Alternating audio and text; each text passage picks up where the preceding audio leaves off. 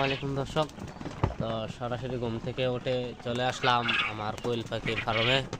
কোয়েল পাখিটি কী অবস্থা আছে তা দেখার জন্য।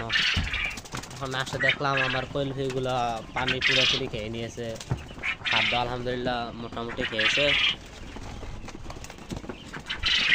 তো এখন পানির পাত্রগুলো ভালোভাবে ধুয়ে পানি দিয়ে দেবো। পানি পাত্রে নিয়ে পানি পাত্রটি নিয়ে টিউবওয়েলের ভিতরে তো প্রথমে একটু সাবান নিয়ে নেব, কারণ এই ইয়াটিতে এখন বিপুল পরিমাণে ভাইরাস রয়েছে।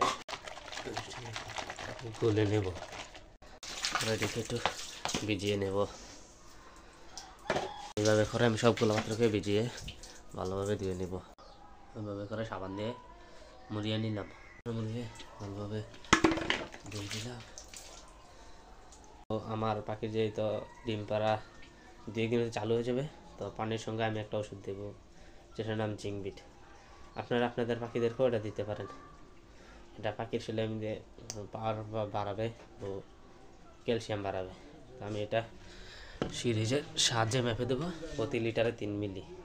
আপনারা যারা দেবেন তারা প্রতি লিটারে 3 মিলি করে দিতে পারেন। তো আমার এখন 2 লিটার করে দিয়ে দিচ্ছি, 2 লিটারে 6 মিলি ওষুধ দেওয়া শেষ। তো এখন পানিটাকে পাত্র ভরে দিয়ে দেবো, রেডি করে দেবো। পাত্রটি ধুয়ে পানি ভরে রেডি করে নিলাম। তো এখন নিয়ে যাবো ফার্মে, এর ভিতরে রেখে দিয়েছি। এখন আস্তে আস্তে করে এই পানি পাত্রগুলো দিয়ে দেবো।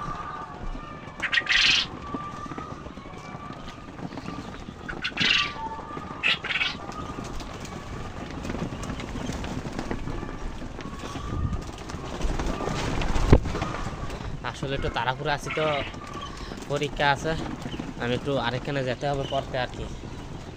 কালকে রাত্রে পড়তে পারেনি, কোয়েল পাখির একটু কাজ ছিল, কাজটি করতে গিয়ে। তো আপনাদেরকে যে একটি কথা বলা হয় নাই, আমি এখান থেকে কোয়েল পাখির বাচ্চা উৎপাদন করি। এখন ডিম উৎপাদন করি, যাদের যাদের ডিম বা বাচ্চা প্রয়োজন হয় তারা আমি স্ক্রিনে নাম্বার দিয়ে দেবো, তারা আমার সাথে যোগাযোগ করতে পারেন, বা আমাকে আমার পাখিটি দেখে সুস্থ আছে দেখি অসুস্থ আছে বা এখানে কী কমতি আছে সেটা জানাবেন অথবা পরামর্শ নেবেন। আসসালামু আলাইকুম দর্শক, তো আজকে এই পদ্ধতিই ছিল। দয়া করে আমার ভিডিওটা একটা সাবস্ক্রাইব করে দিবেন, একটা লাইক দিয়ে দিবেন। তো চলি আজকে।